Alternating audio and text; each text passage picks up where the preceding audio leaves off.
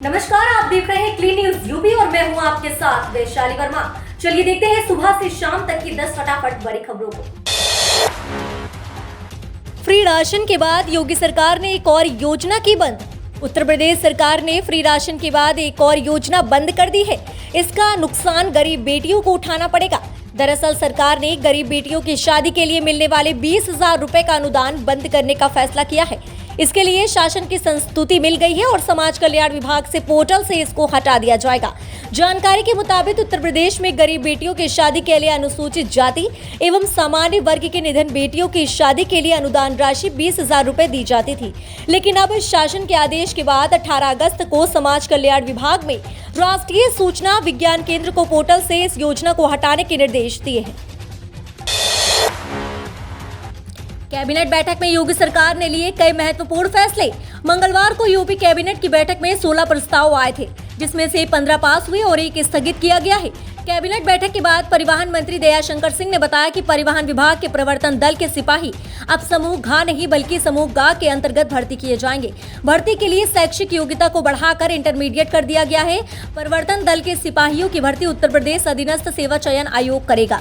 इस व्यवस्था से सिपाहियों को प्रमोशन का लाभ मिल सकता है, उनका वेतन भी बढ़ जाएगा। परिवहन विभाग में अब परमानेंट ड्राइविंग लाइसेंस नहीं बन पाएंगे। सिमुलेटर पर टेस्ट देने के बाद ही परमानेंट ड्राइविंग लाइसेंस जारी किए जाएंगे। सड़क दुर्घटनाओं को कम करने के लिए जुटी योगी सरकार। प्रदेश सरकार सड़क दुर्घटनाओं में कमी लाने के लिए जागरूकता अभियान चलाने जा रही है। इसी कड़ी में परिवहन विभाग ने प्रदेश के कई विभागों को अपने कर्मचारियों एवं आम नागरिकों को सड़क दुर्घटनाओं के प्रति जागरूक करने के लिए अभियान चलाने के लिए कहा है।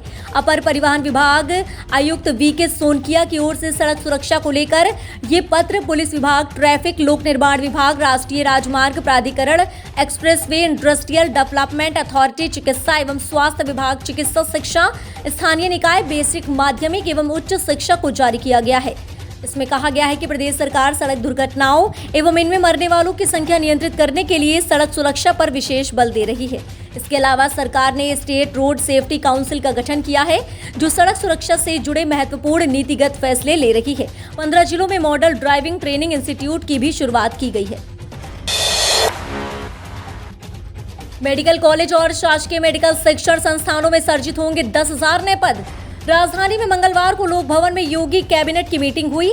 बैठक की अध्यक्षता सीएम योगी आदित्यनाथ ने की। बैठक के दौरान कई अहम प्रस्तावों पर सर्वसम्मति से मुहर लगी, जिनमें से एक अहम प्रस्ताव ये है कि आने वाले दिनों में राजकीय मेडिकल कॉलेज व अन्य शासकीय मेडिकल शिक्षण संस्थानों में 10,000 नए पदों का सृजन किया जाएगा। इसके साथ ही परिवहन विभाग में 500 पदों की भर्ती होगी। ये भर्ती अधीनस्थ सेवा चयन आयोग करेगा।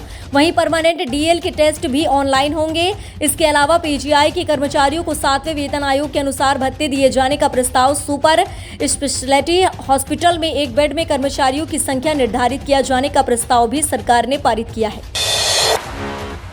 योगी आदित्यनाथ सरकार अगले 5 वर्षों में मछली बीज बैंक के रूप में विकसित करेगी 500 तालाब। मछली पालन व्यवसाय से जुड़े मत्स्य किसानों को आजीविका के बेहतर अवसर प्रदान कर रही योगी आदित्यनाथ सरकार ने इस दिशा में नए कदम उठाते हुए हर वर्ष 100 तालाबों को मत्स्य बीज के बैंक के रूप में विकसित करने का लक्ष्य रखा है। सरकार का लक्ष्य है कि अगले 5 वर्षों में 500 तालाब मछली बीज बैंक के रूप में विकसित किए जाएं। इस पहल से मछली पालकों की बीज की कमी दूर होगी। आपको बता दें कि प्रधानमंत्री मत्स्य योजना की मदद से प्रदेश सरकार ने अगले 5 वर्षों में मछली के उत्पादन में प्रदेश को आत्मनिर्भर बनाने का लक्ष्य रखा है। इसके लिए 12 लाख टन मछली के उत्पादन का लक्ष्य रखा गया है। दंगा मुक्त हुआ यूपी, एनसीआरबी रिपोर्ट में हुआ खुलासा। उत्तर प्रदेश में विपक्षी कानून व्यवस्था को लेकर जहां एक और सूबे की योगी सरकार पर हमलावर है, वहीं नेशनल क्राइम रिपोर्ट ब्यूरो के ताजा आंकड़ों ने शासन को बड़ी राहत दी है। एनसीआरबी ने 2021 के क्राइम के आंकड़े जारी किए हैं, जिसके मुताबिक पूरे देश में सांप्रदायिक हिंसा के 378 मामले दर्ज हुए, जिसमें उत्तर प्रदेश में सिर्फ एक ही मामला दर्ज हुआ। यूपी के जानवरों में लंपी का खतरा बढ़ा। वेस्ट यूपी में 500 से ज्यादा गाय मिली बीमार। उत्तर प्रदेश के मुखिया योगी आदित्यनाथ ने लंपी बीमारी के लिए संबंधित विभाग से टीम गठित कर इसकी देखरेख के आदेश दिए हैं। अब यूपी के जानवर लंपी बीमारी से ग्रसित पाए जाने लगे हैं। इसको लेकर पशु चिकित्सा विभाग सतर्क हो गया है। साथ ही टीमें गाँव में पहुंचकर इसकी जांच में जुट गई हैं। उत्तर प्रदेश के कई जिलों में जानवरों में लंपी फैल रहा है।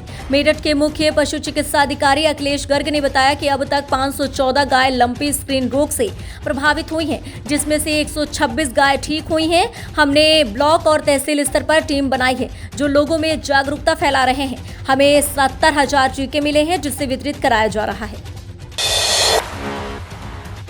यूपी के जौनपुर में डेंगू का कहर, फिर मिले 13 मरीज, पॉजिटिव की संख्या पहुंची 135। जौनपुर जिले में डेंगू अब महामारी का रूप लेता दिख रहा है। लोग तेजी से इसकी चपेट में आ रहे हैं। जिले में डेंगू मरीजों की संख्या शतक पार कर 135 पहुंच गई है।